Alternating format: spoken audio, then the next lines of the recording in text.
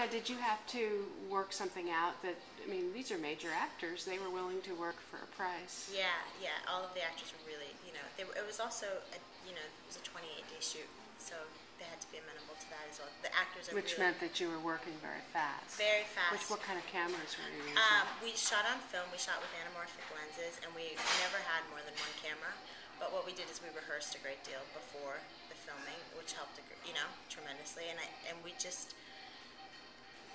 did it, which I think actually for your first film, if you can do it with 28 days, it's a blessing in disguise, because all of the nerves that you have going into the process are lessened by the fact that you have to make visceral decisions. And so you tend to, at least I tended to second guess everything less. I think if I had had maybe 35, 40 days, I would have had more shots to do things with, but I think I also would have not been as instinctive. Yeah, and also just as instinctive. It just that kind of schedule really forces you to go to the essential of every scene, every day, every night. You know that when the sun comes up, you're not returning to this location. You're moving on to the next place. So it just forces this really immediate concentration that I think helps the work. It's not a bad way. It's a leaner way to work. Were you frightened? Oh my God, yes. Yeah, on the first day of shooting, I think I definitely felt nauseous the whole morning before we started shooting. And then, again, I think that the speed of the schedule, it just did away with that nervous energy. Not to a complete extent, but to a great extent, because the work is so massive when you're making a film. There's just so much that you have to achieve in a day that there's almost no time to be nervous. But I still squeeze a little bit of every night, especially the first week, every night getting ready for the next day. It was still, a little nerve-wracking. Once I was doing it, less so, just having to think about doing it. Of course, there's some nerves. So how did they support you in terms of giving you the kind of key personnel that you needed? I was very blessed with a great crew. I mean, I had met our cinematographer, Peter Deming, on the jacket, and he's wonderful, just a great sensibility, very calm on set. Nick had worked with a lot of first-time directors, Nick Wexler. Anne Roth, our costume designer, was a wonderful, wonderful support on set, also because she knows New York crews. So being from LA, it was, I didn't know a sound mixer in New York, but Anne had people that she really recommended that she's worked with over the years, so that was really helpful. And then, the actors were they're professionals and they're very experienced. All of them, between them, have many films.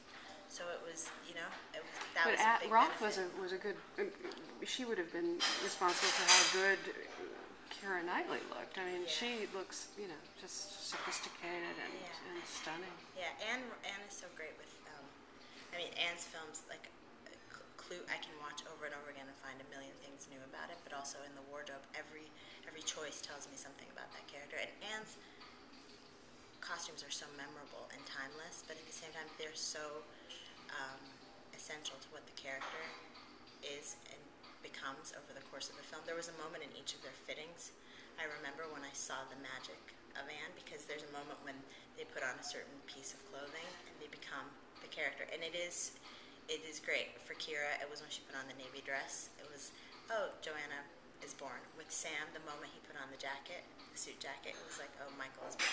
It's a great gift that she has, and it's a great, great contribution, because I think it also helps us prepare that process of deciding what they would wear, how they would wear it, how they would dress differently with their different temptations. All of that is, part of the preparation.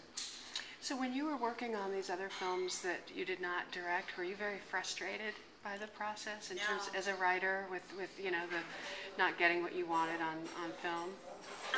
No, I honestly, I didn't want to direct out of a sense of frustration with those. I think that it's a different thing to write something and hand it to someone else. It definitely is it's a departure of sorts that you sort of, I did make peace with. I really did. I wasn't, frustrated that it wasn't the way I had envisioned it in my mind. I know that everybody's vision of the film, especially during its various stages of rewriting, is, different from the one before.